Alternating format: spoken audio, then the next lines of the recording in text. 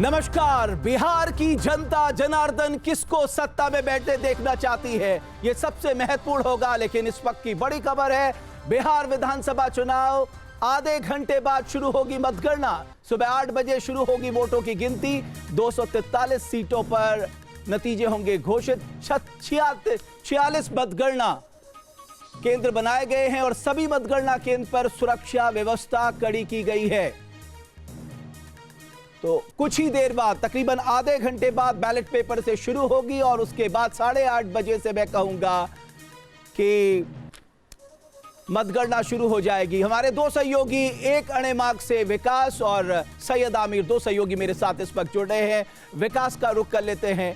विकास, कुछ देर पहले हमने आपसे पूछा था कि नीतीश कुमार जी के एक अणेमाग पे लोगों का आना शुरू हुआ है, अभी क्या वहां पर गहमा गहमी देख सकते हैं हम?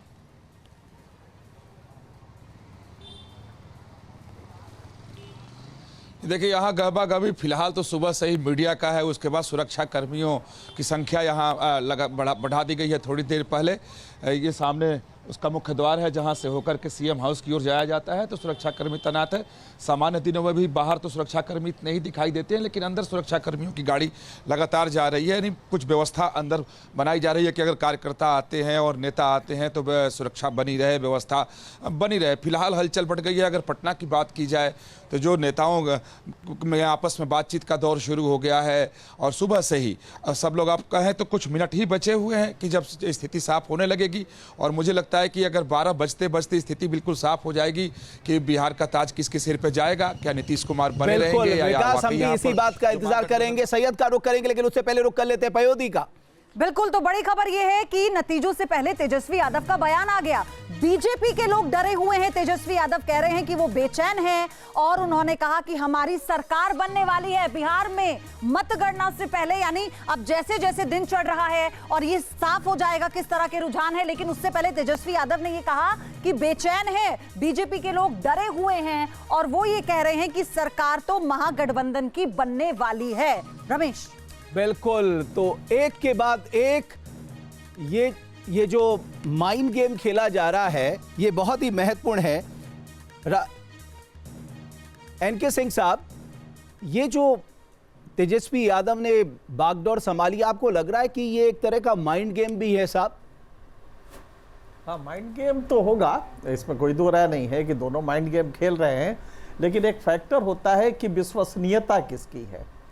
एक सरकार जो 20 साल से काबिज है एक सत्ता में, उसकी, और उसने कुछ डिलीवर किया है। डिलीवर क्या किया है? एक विमेन एम्पावरमेंट डिलीवर किया है। उनको तमाम जो लेजिस्लेटिव या उसमें डेमोक्रेटिक इंस्टीट्यूशंस है उसमें उन्होंने 50% रिजर्वेशन दिया है। आज आप जाके देखें कभी बिहार में, आप अभी गए होंगे तो देखा होगा कि महिलाएं का सशक्तिकरण स्वतः हो गया है।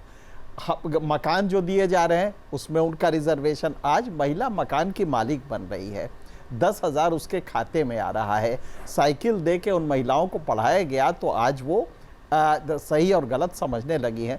तो ये एक साइलेंट रिवॉल्यूशन है और ये पूरे वर्ल्ड के पोल एनालिस्ट, जिसको हम सेफोलॉजिस्ट कहते हैं, उनके लिए एक नया वो है कि वीमेन भी क्या एक वोटर सेगमेंट हो सकती है। अभी तक हमने किसान सुना था, अभी तक हमने बनिया, ठाकुर, राजपूत, भूमिहार, ये सब सुना था। ये पहली बार हो रहा है कि वुमेन, वो भी एक सेमी लिटरेट सोसाइटी में, एक पॉवर्टी, गरीबी की मारी हुई सोसाइटी में, विकास जहां नहीं है, वहां पे महिला एक वोटर सेगमेंट हो जाए, ये अपने आप में सोशियोलॉजी के लिए एक बड़ा सब्जेक्ट। मैं आपको 2008 की बात बताऊं, जब चिदम्बरम साहब बजट पेश कर रहे थे, लोन वेवर के लिए लेके आए थे और किसानों ने 2009 में उनके पक्ष में दिया था। ये बड़ा अच्छा याद दिलाया। बिल्कुल। और मैं यहां देख रहा हूं कि जो राज्यों में महिलाओं के लिए स्कीम लाने की बात की जा रही है, लेकिन ज्यादातर राज्यों में अब ये फोकस हो गया महिला फोकस। लेकिन मनोज जी, एक जो लगातार तेजस्वी यादव जिस तरह के बयान दे रहे हैं, एक बात तो स्पष्ट है कि एक तरह का दबाव जरूर बनाया जा रहा है। यानी मैं जो माइंड गेम कह रहा हूं उसी पक्ष पे मैं एक मिनट आऊंगा। मनोज जी, पयोधी कुछ हमें दिखा रही है। पयोधी, तो देखिए, चुनाव जितने टेढ़े मेढ़े थे, रोचक थे, अब ये जलेबियां बननी शुरू हो चुकी है, यानी तो तैयारी शुरू हो चुकी है। और यहाँ पर आप देखिए जलेबी बन रही है, और अभी आप देखेंगे खाजा भी नजर आएगा आपको कहीं बनता हुआ, पूरियां बनती हुई नजर आ रही हैं। तो यानी अब तैयारी तो शुरू हो चुकी है, और ये तस्वीरें बता रही हैं कि जैसे जैसे इस बिहार की राजनीति में, इन चुनावों में कई मोड़ आए हैं, ऐसे ही जलेबी की बनावट है। और जलेबी के जैसा स्वाद होगा नहीं होगा, किस पार्टी के लिए होगा, ये देखना होगा। Ayodhi, local economy, local employment का इससे बेस्ट एग्जांपल आप कहीं नहीं देख सकते कि चुनाव में आप अपनी संभावनाओं को भी तलाश रहे कि साहब मैं जलेबी बेच के आज पैसे कमा सकता हूं, लड्डू बेच के कमा सकता हूं, पूरी सब्जी बना के बेच जाता हूं। इसे लोकल इकोनॉमी का सबसे बेस्ट एग्जांपल है। मनोज जी, खाजा मिठाई बताया ना, जी हाँ, बिहार का बड़ा पॉपुलर मिठाई है। आपने कभी खिलाई नहीं लेकिन? अच्छा, तो अब की बार खिलाता हूं। पक्का। मनोज जी, आपकी टिप्पणी?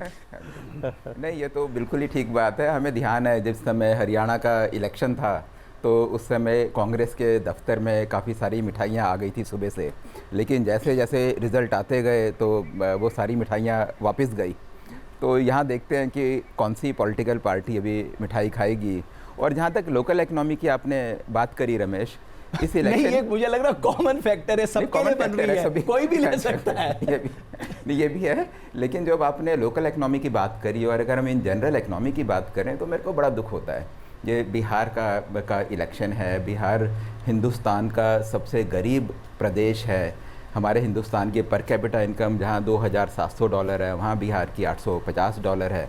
अगर हम कंपेयर करें जो प्रति व्यक्ति आय के हिसाब से, तो बिहार को हम कंपेयर कर सकते हैं सहारा अफ्रीका के देशों से, और अफ्रीका के हर देश से नहीं, अफ्रीका में भी जो सबसे ज़्यादा गरीब देश हैं वहाँ से।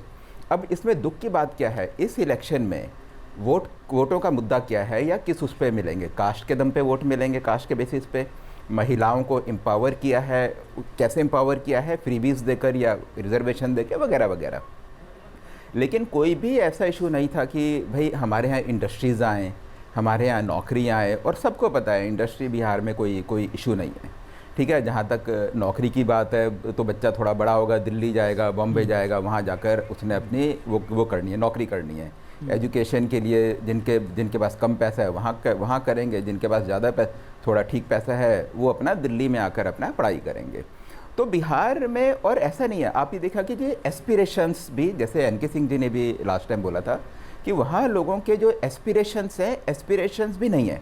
आप किसी भी स्टेट में जाएं, आप बिहार के बगल में ही यूपी है, अगर आप यूपी में जाएं तो वोटर के मन में, एक आम आदमी के मन में एक एस्पिरेशन है, नहीं डेवलपमेंट हो रहा है, होना चाहिए, ये वाली कंपनी यहाँ आ गई, नहीं आ गई, क्यों नहीं आई, तो और ये वाला जो इंफ्रास्ट्रक्चर है वो बन गया, रोड्स बन गए, ये हो गया। कंपैरिजन क्या करेगा, वो वाली बात है ना कि अपने राज्य में आप वही है। जब सर, मैं बिहार के युवाओं को सुन रहा था कि वो कहते हैं कि साहब हमारे पास रिवर्स गियर नहीं होता, मतलब जो हम निकल गए ना फिर लौट के नहीं जाते, और इसी कारण मुझे लगता है ये एस्पिरेशन क्लास खड़ी भी नहीं हो पाती।